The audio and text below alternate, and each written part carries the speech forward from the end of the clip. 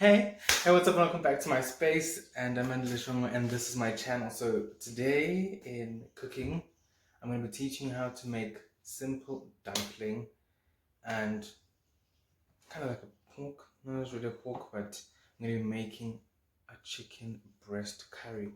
One of my favorite curries to make. I'm going to be making them today. So come on and hop onto the ride and let's see what you can learn today on the channel. Remember, if you're new here, please do like, comment, and to subscribe, and to leave me a beautiful comment down in the comment section down there, and I'll definitely read it out. And for more other further recipes that you'd like to see on the channel, please also write them down in the comment section. I'll definitely hop on those if they aren't a bit tricky. Because one thing that I need to disclaim before we get into the video, I am not a chef. I'm not culinary trained. These are skills that I've just acquired over time and perfecting them as I go, but I'm not perfect.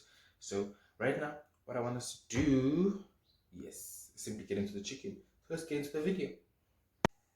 So right now what I'm going to do is I'm going to chop up my chicken breast. As you can see, my chicken breasts aren't exactly deboned, they still have the bone, so which means it's going to be a hassle and a half, but you need to make sure that they debone because no one wants to have a curry that has bones in it. Please bear in mind whatever's in the background. It's the pot that has water for my dumpling, because you need to literally preheat or have hot water boiling as soon as you put in your dough. So I'm just basically quickly deboning and removing the skins off of my breast. Let me kindly remove that because it's kind of making a noise. Sorry. So like I was saying, I kind of want it to be chunky because breasts kind of, I don't know how I can put it, they break down when they're in a certain, stew or whatsoever. So you want to make them as chunky as possible so they don't break down. And then when it's time for you to dish up, it's like there's literally no source of meat whatsoever. But depending on the type of people that you are cooking for, my audience love meat. So when you're going to give them a stew, they need to see and taste the meat. Otherwise, you technically weren't cooking for them. Clearly, you've got a new target market now. So I'm going to debone this and I'm going to finish off, and basically I'm going to see you when I'm done deboning this. So now that I've finished deboning, as you can see, it literally is cut into chunks and cubes, and that's what we want because like I said, we don't want it to be small. So right now I'm going to add in some garlic. It's not fully crushed, because I feel like when it's fully crushed, it makes things easier, but I just feel like sometimes you just need it to be a bit raw, and a bit chunky and hunky, if that's even a word, guys. Anyways, so I'm gonna add in a spoon of garlic. I'm quickly just going to mix that in because I don't like mixing anything else with that because I feel like it's just it's not gonna work out. And then to that, you'll kind of excuse me, I tend to use my head whenever I'm putting in spices. I eyeball it, so I just literally see how much I think is enough. So this is garlic powder from Casaleas, but you can use any garlic powder you have, whether it's Robertson spices, whatever you have, you can use it. And I'm also going to add in paprika. I feel like this is the sweetened paprika, it's not the harsh one, because this, my container ripped, but that's fine, that seems enough. Put that back in there, and then I'm going to add in my favorite spice from Exotic Spices, Portuguese chicken. It's literally a flavor-filled spice, and like I said, eyeballing it. Make sure you don't add too much because if you're still gonna add some more. Right now, you're just doing for marinating sake. You're still going to add some more spices when you are now doing your curry. I'm gonna quickly wash my hands and I'm gonna come back. I'm gonna show you what to do with this. So, like I said, here's the spices. I just added garlic powder, some Portuguese chicken, and some sweetened paprika. So to that, I'm going to add, I've got a double cream plain yogurt from Pick n Pay, but you can get it anywhere. literally this recipe does not have any specific, so I'm going to add a good 3 dollops because we need the meat to be completely covered by the double cream yogurt, because that's going to tenderize it. That's going to give it that nice tenderly flavor that we all want. At this point in time, honestly, I would use a hand, but I would use my hands sometimes. But for you guys, I'm just going to mix it in. You see why we added a lot? Because this is what happens. We want this. This is what you are looking for. You are looking for it to get that nice pale color, as if you added mayonnaise or whatever, but we added cream. Sorry, we added plain yogurt. I'm thinking of this as if it's cream. So this is the marinade done and dusted, and we're gonna set this aside for a good 1 hour because we need those flavors to quickly marinate and join each other and enter the party, and everyone must just contribute whatever they need to contribute for this to be the best curry ever. Time for us to get into making our dumplings. So like I said, I have a pot that has water, but make sure that you fill the water just till quarter way. You want to make sure that the bowl isn't immersed in the water, and then you also want to make sure that the water isn't little because it's going to burn quickly. So that's what you're going to need. So what you're going to need for this, you're going to need some Baker's Pride self-raising flour, but any flour that you have also counts, some milk, salt, 2 eggs, because I'm doing this for a limited number of only 6 people. Then you're going to need some baking powder, and you're just basically going to need all those and sugar. Sorry, that's basically all you need for this. It's a very simple and straightforward way of doing dumpling. So what I'm going to do now is I'm going to measure out 2 cups of the self-raising flour.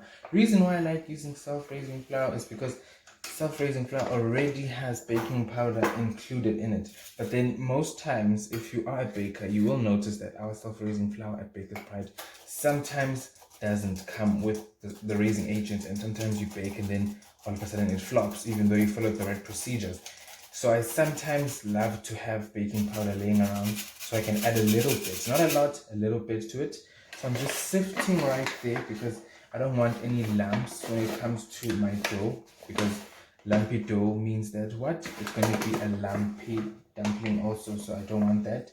So I'm going to quickly measure out the 2nd cup and add it into my sifter and just sift away.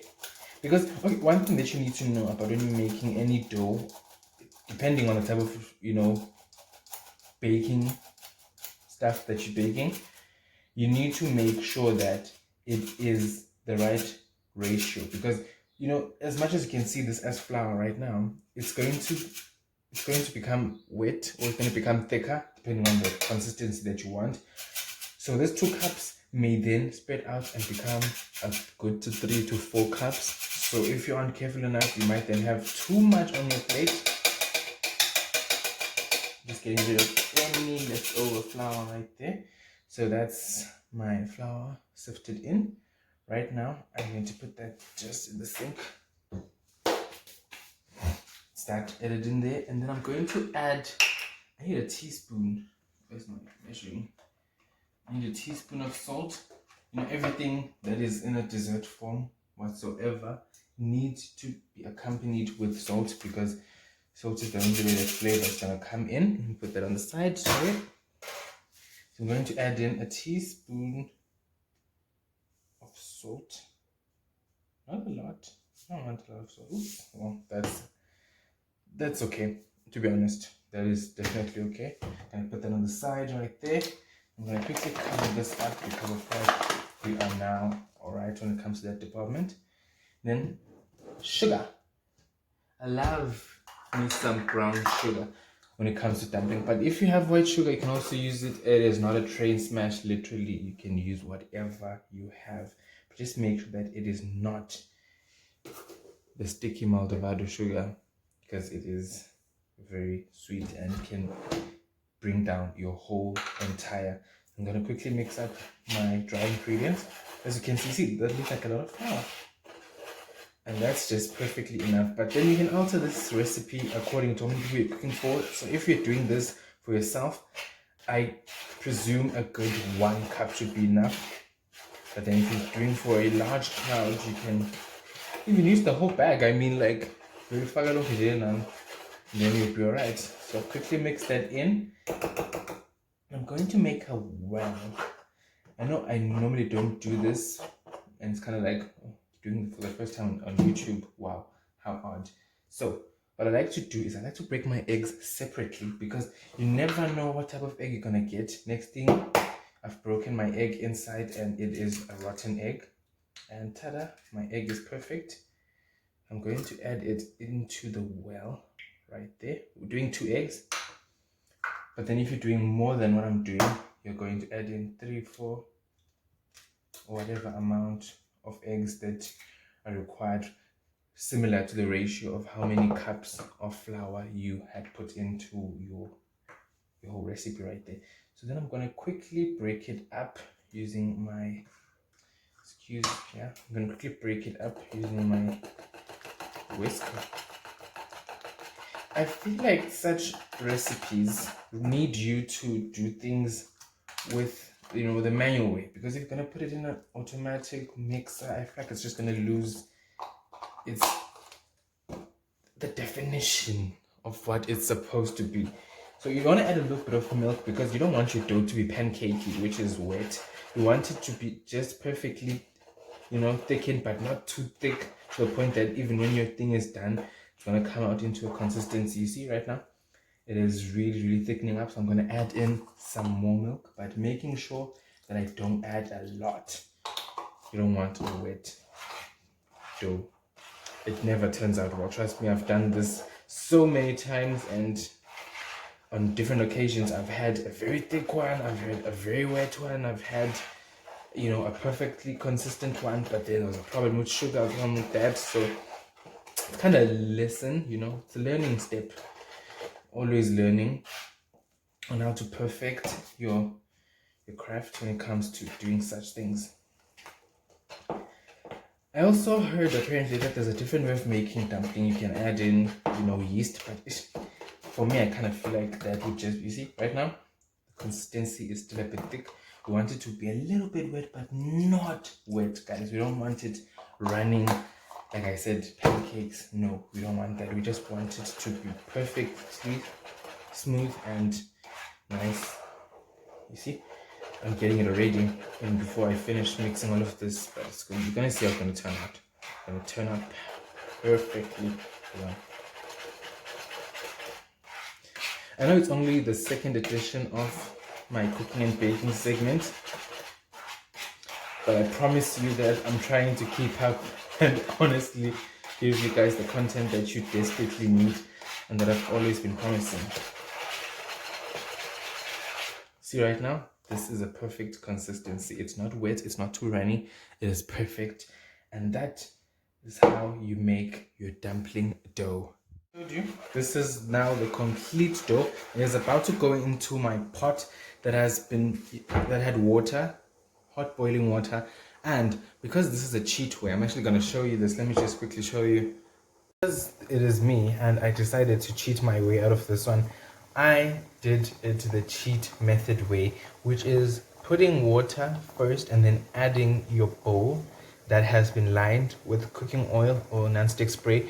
Do not, and I repeat, do not add anything such as parchment paper. This is not oven baking. We are making a dumpling pudding, or pudding if you like to. So what I'm going to do now is I'm going to add my mixture into that right here, cheat way, because sometimes when you put the dish with the dough already in, sometimes you may find out that the water can actually touch, and then that's kind of ruined your dough. So let me do that. We added it right there. So that's going to go in. I'm going to quickly close this up tightly. You don't want to keep on opening. Once you've put it in a place like this, you're going to leave it in for an hour. So I want to actually leave a timer so that I remember. I'm going to do a good 1 hour for it, And then after 1 hour, that's when I'm gonna check, put in a skewer or put in a fork or a knife and check if it comes out clean, it is perfectly done, and that will be your dumpling. So after an hour of the meat being marinated in this marinade, what I'm quickly going to do is I am quickly going to add in a few. This is the FreshLeaf variety range that is available at ShopRite and Swaziland. So if you're an international viewer or subscriber of my channel, unfortunately not yet, but it will be available to you. So we've got so many greens, from basil to thyme, mint, parsley, coriander, so many different things. I'm actually going to put it on the description box so you can check that out, and I'm going to put the contact details for you. You can place an order for if you are interested in any of these. So right now in my chicken, I'm going to quickly look how fresh that is. That is definitely from a fresh garden, done by my one and only uncle. And I'm going to add 2 basil leaves inside. I prefer not chopping them up because I just feel like it's going to, shy away from what I'm trying to do. And then I'm quickly going to grab some thyme, also a fresh from the garden as well. I'm going to quickly grab just a few stems. Yeah, just a few. I'm going to pluck, because that's basically how you handle thyme. You can't, if you are going to chop this up, honestly I don't know how many hours it will take you. So I'm going to just pluck out a few that I desperately need for this recipe. And you can also, I feel like you can also do so many things when it comes to this. You can dry it up and make dry thyme if you are interested in doing that. And if you're interested in just using it like it is, you can also do that. It's whatever you choose and whatever you feel is right for you. As you can see, you just quickly do that, and that's how you get thyme off. I'm just putting that on the side so I don't put it back, and now everything is just ruined. I'm going to pluck. So I've basically used 3 stems now, if you've noticed, and if you're counting along with me. And I'm going to grab a spoon or a fork. I'm going to use a fork. I'm going to marinate this in together. I'm going to leave it for some more time so it can marinate and let all the freshness from the basil and the thyme to just release everything. I'm going to use more thyme, and I'm going to use more basil and some coriander when I'm now preparing the curry from the bottom up with you. So right now I'm just marinating it. As you can see, the coriander, I just want to show you the freshness of it. Look at that. It smells delicious too. God, I would literally eat this right now, but I'm gonna actually use it for cooking. I'm not gonna eat it. And then we've got curly moss parsley. We've also got Italian fresh leaf parsley. I love this so much. The flavor and depth it gives into it. Besides garnishing your food, this is just an amazing type of herb to use. And then the mint. Unfortunately, I'm not making any bartenders mixed drinks, but that's the perfect place where you can use fresh mint, honestly. Or if you love it in lettuce, you can just use it there. Or if you're just a fan of eating it like that, you can also do the same thing. But for me, I just feel like I need to put it in a nice drink, or put it in anything like a peppermint crisp tart if I'm making such. That's basically the range that you can get from Spar and ShopRite in Eswatini if you're around the country. And if you're from internationally, like South Africa and abroad, you can still come down to Swaziland, just do a COVID test and then come and get that. So I'm going to put that and I'm going to let it sit again for another hour. And I'm going to come back and I'm going to show you how to prepare your curry just the perfect way.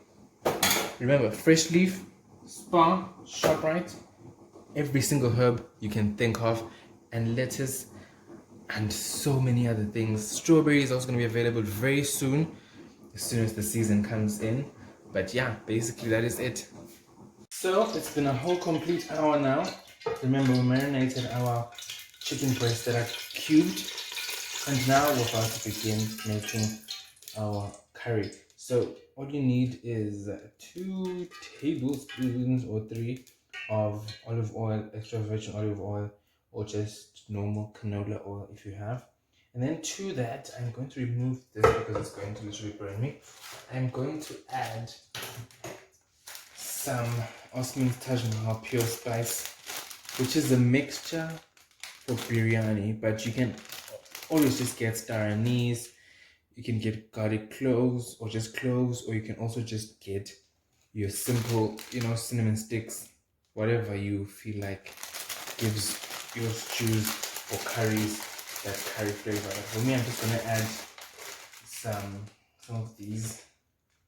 I'm not gonna add the woody part because I want it to just a little bit more because I want it to pop out. Literally, I want it to pop. I want the flavors to be infused and for them to release. So you see, I've added it into this. Wait, yeah. There we go. Excuse the sound, in a house full with so many people. Everyone's doing something here and there. Let me just move this a bit closer so you guys can kind of see. Let's you like that. Yeah. So it's just gonna pop. And I really advise you to close because it is definitely going to pop and it's not going to be a beautiful sight. Just let that do. And on this side I've put aside everything that I'm going to be using. Except for something. Let me just look at it. Tomato sauce. Also definitely just the chicken comes to this curry. Let me check it out. Ah, yes. It is coming along perfectly well. Just gonna mix it. Ooh! And the cooking oil is now so... It's definitely fragrant. You can definitely smell. But you gotta be very careful because this will literally brown so quick and it will burn. And then when it burns, the flavor is no longer there. So I feel like once you start seeing that it's starting to brown a little bit, that shows that it started to come together. This is where the fun part begins. Now what I'm going to do is, remember this? Yes. Now is the time for it to go inside. And you're like, where's the onions? Where's everything else? Don't worry. That's the sound that we are looking for. We're looking for that nice chips. We're looking for that sizzle sound. That's the correct terminology. Remember, I also put in the basil leaf, and some thyme from my favorite FreshLeaf company, FreshLeaf. And like I said, you can still get a ShopRite and Spar in Swaziland. And remember to go check it out on my description box for all the further information, and then we'll take it from there. So right now, what I'm going to do is I'm going to leave this here to basically cook in its own juices and cook in its own marinade. And then I'm going to take it from there and we're going to see where we go. I'm basically just going to cover that while I tend to my dishes. I'm going to check it now. It's had a few minutes to, oh, wow, that smell is so amazing. Like, it's definitely, I so wish you were in the kitchen to come and see this, because see and smell, because it smells absolutely divine.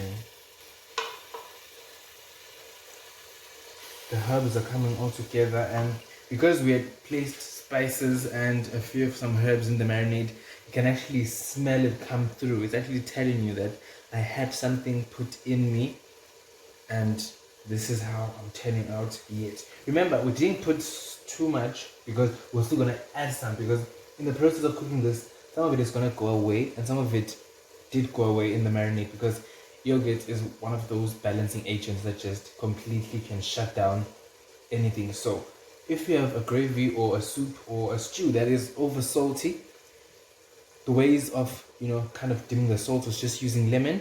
If you don't have any lemon, you can use yogurt. If you don't have any plain yogurt, you can use mayonnaise. And if you don't have mayonnaise, you can use a little bit of tomato sauce, but I don't normally recommend tomato sauce, because tomato sauce then comes with its sour tang, and it's really hard to get rid of that once it is in a stew that is already cooking and is about to take flight. So I suggest you just use lemon or plain yogurt or mayonnaise. That is it. If you feel as if the salt isn't going away and you've been trying to fight and fight and fight and you don't want to lose most of the work that you've built, because building a stew takes so much time, and one thing can just destroy all your work. It's kind of like a reputation, you know. It takes years to build, but then it just takes one silly mistake to just ruin it.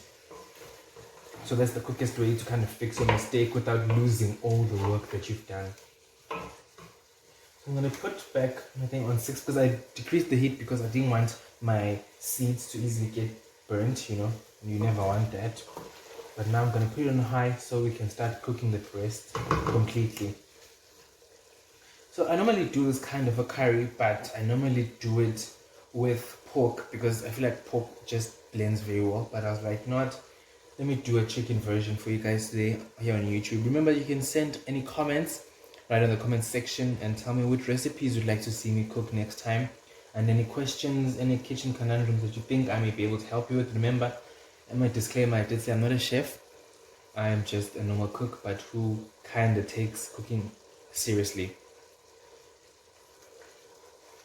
So that is coming along very well. I'm going to leave it again for another few minutes because I've just increased the heat. I'm going to put the cover on and I'm going to check it out in a few minutes and see how it's going.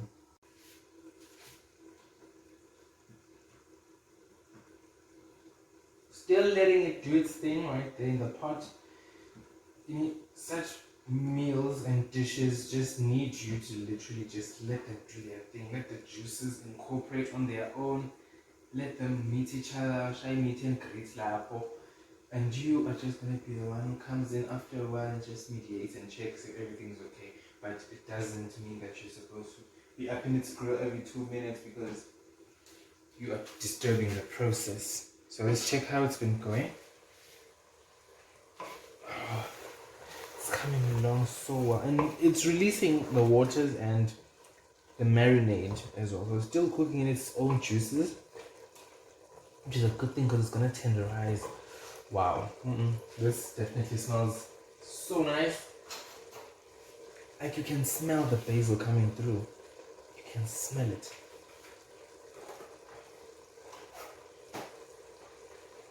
And normally most chefs don't like you to cook down your herbs, but then I am not a chef. I'm not a chef, my friend. So what I'm going to do is I'm just going to do what I feel like is right. And this smells definitely right.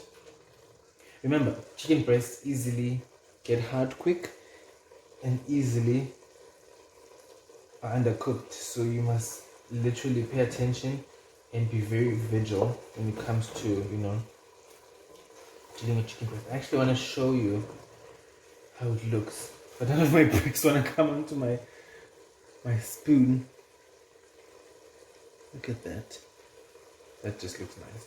And you can still see the seeds even on my wooden spoon, that they're still there and they're still fighting for their life. And that's what they're supposed to do. Otherwise, we'd have a problem. So right now, at this point in time, as you can see, the chicken has browned perfectly. Not dried up yet. Still coming along perfectly.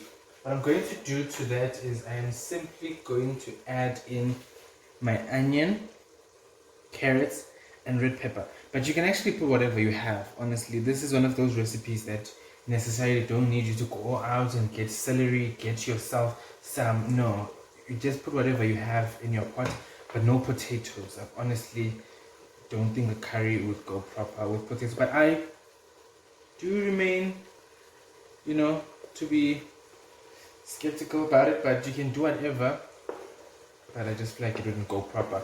So I'm adding all of those things in. I just roughly chop them.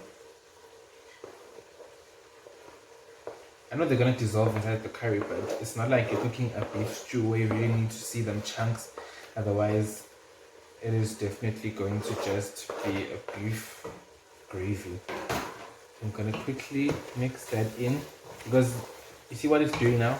The onions are already beginning to incorporate themselves in the curry, and they kind of sucking everything up right now. They're sucking all the marinade and sucking all those juices that were there. But don't worry, we're gonna replace them back. Don't go, oh my hard work has gone down the drain. No, don't worry. Right now I'm gonna leave that there to marry.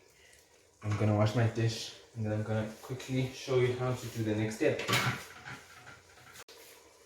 So I've given it time to marry and link up and meet each other. That's it. Right now, what I'm going to do is I'm going to start adding my flavoring in, and one of them being that coriander. I'm going to add it in, and simply, I don't believe in chopping them up because I feel like they're still going to cook down. So I'm just simply what is this thing even called? Plucking out. I said it before when I was marinating, but now I've suddenly forgotten. I'm just plucking it out. I'm just gonna use a good 2 stems. Like, but let's talk about the freshness in this thing. Like, wow. I'm just gonna depluck because it's not in the garden. But when you are dealing with something that is yours and it's in the garden, you need to be very gentle and use a knife and cut off what you need so it can grow back, because this grows back. It's not like your ordinary herbs that you just pluck in, they don't grow back. This grows back. I can already smell the coriander coming through. Oh, fresh stuff. Fresh stuff. And then to that, I'm going to add 3. I'm going to add 3 basil leaves right here. But I'm going to, this time around, I'm going to use a kitchen scissor. And I'm going to cut them up kind of like into the same size as the coriander. Because now I don't want them to be looking all snacks and huge on someone's plate and then thinking, yo, where are we here? Why are we being served whole leaves? Guys, you have no idea the flavor that I'm getting from this. Food just hits differently when you're using fresh herbs. And then I'm going to use my thyme. Remember the process? What is it? You pluck out or just pull off whatever we need. You see? You don't need the stems, guys. Please don't make that mistake. You see this? You see that? That it needs to be thrown out. Unless you are going to see it later, but I feel like it's like finding a needle in a haystack. You aren't going to be able to. So basically just depluck whatever you can. And trust me, after this process, your hands will be smelling like thyme. Or even with any other herb that requires you to depluck, like lavender, rosemary. It's the same thing. Wow. See that? That is called freshness in a pot. Wow. Even the colors are just contrasting so perfectly. There's the orange that you get from the carrots, there's the red from the peppers, and then now there's the green from the herbs. I feel like guys aren't seeing this. Guys need to see that. Unfortunately, the steam's gonna keep in the way, but that is how it looks currently. I'm still building the flavors, mind you. So remember, I used 3 of my favorite herbs. There's thyme, coriander, and there's basil for the curry. But their range is unlimited, and like I said in the description box, I know I keep on saying this, but I'm emphasizing the fact that you guys definitely need to get you some FreshLeaf products.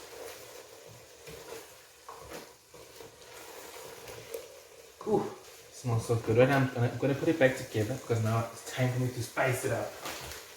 Time for me to spice it up. And I'm gonna add some garam masala. You can get this at any spice shop, but I normally prefer using Casillas or Spice World's garam masala. Depending on who has what in stock for me, then I'm using them. I'm going to add a teaspoon and a half of that. And then the main star of the show, which I feel like you guys are gonna drag me for this on my comment section, I'm going to use turmeric powder. I know it's finished and you're probably like, eh, budget, but anyways, yeah, budget really. It's whatever you consider it to be, but I'm just gonna add in. Don't come for me. I'm not ready to be dragged yet. Some of that. Then again, I'm gonna add in some sweet paprika for that nice heat, you know.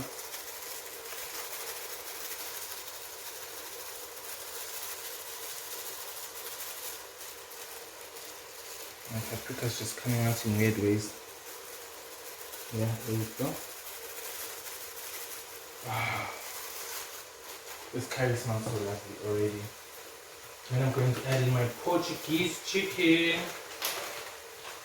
I already showed you. And here I think I'm gonna just use a good, woo! That's a lot. It's supposed to be 2 spoons, but I feel like, yeah, it's definitely, yeah, there we go.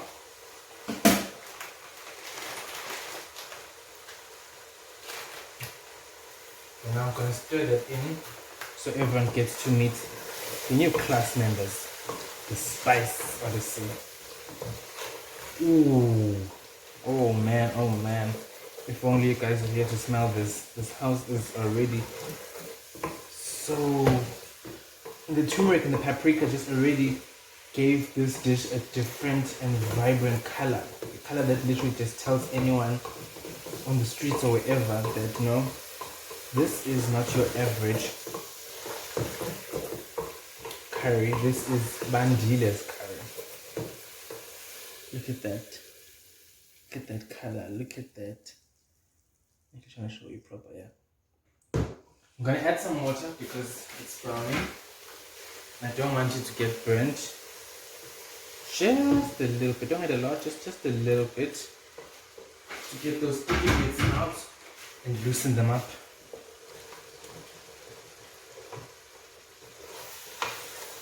And so the spice comes in proper too. Because one thing that I've actually noticed is that when you put in a stew or whatever, once you put in the water actually helps because the meat absorbs it. So if you pour the water after you've placed the spices, it helps it suck in most of the spices easily.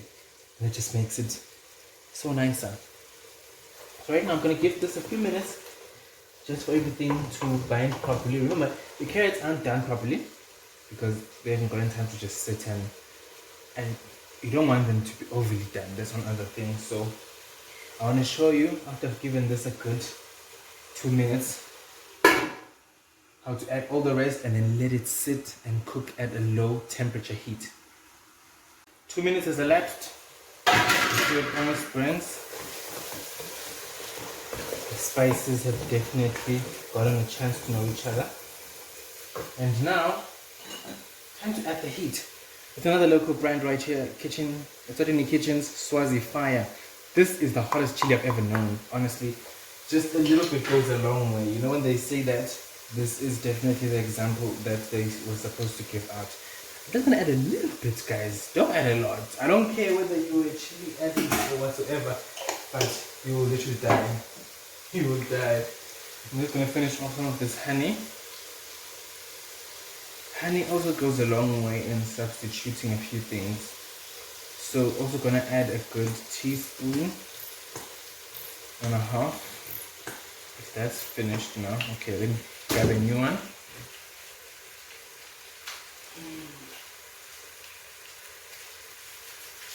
Where's my knife?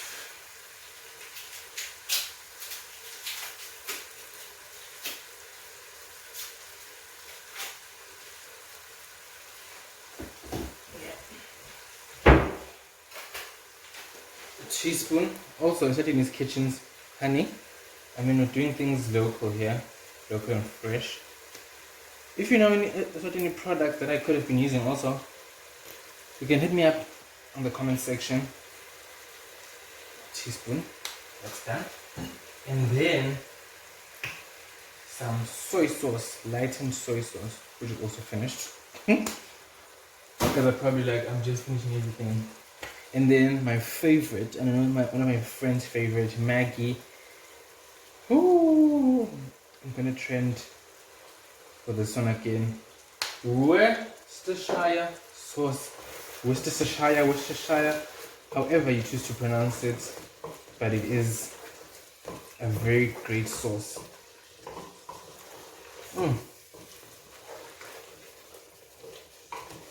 Honestly, if I could just do that and just give you the smell, you guys would go crazy.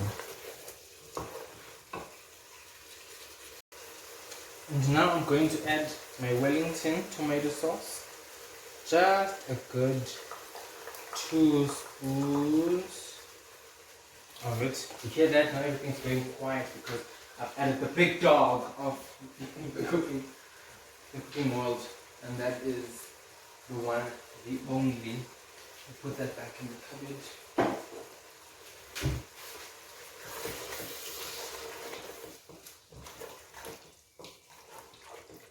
And now what I'm going to do, I'm going to decrease my heat and I'm going to put it at 4 or 5, depending on the heat. But mine, even on 5, is still a bit hot, so I'm going to put it on 4.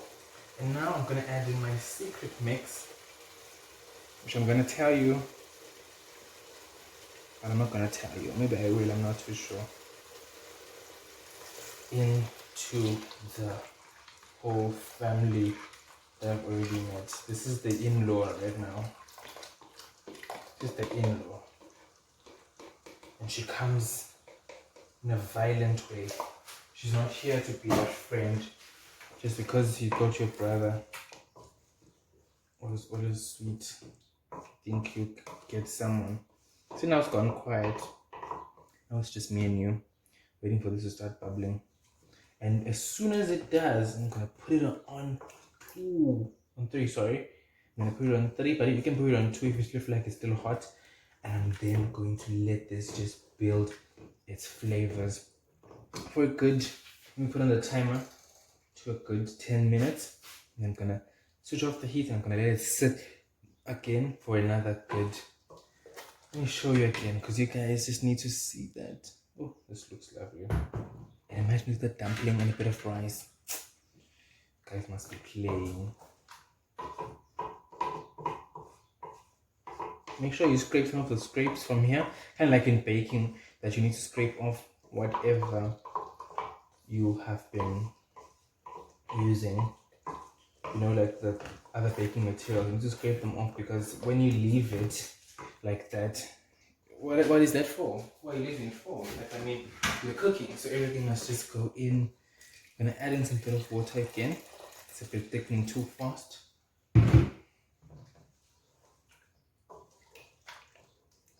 And now, what I do is I cover this up. 10 minutes